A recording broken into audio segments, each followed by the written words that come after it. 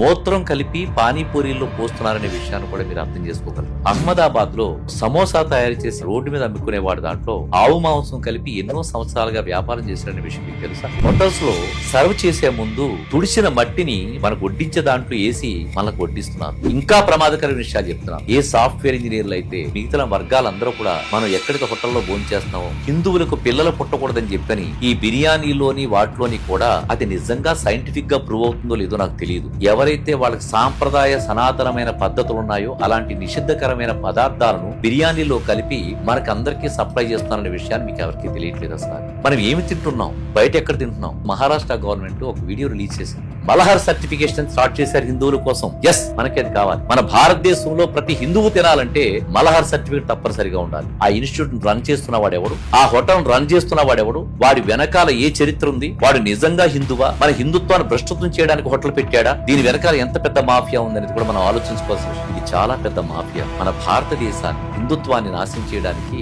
అలాగే మన ఆత్మశుద్ధిని దేహశుద్ధిని నాశనం చేయడం కోసం పాకిస్తాన్ నుంచి బంగ్లాదేశ్ నుంచి వచ్చిన ప్రమాదకరమైన జాతి విస్తృతమైన చర్యల్లో ఇది చేస్తున్నారు.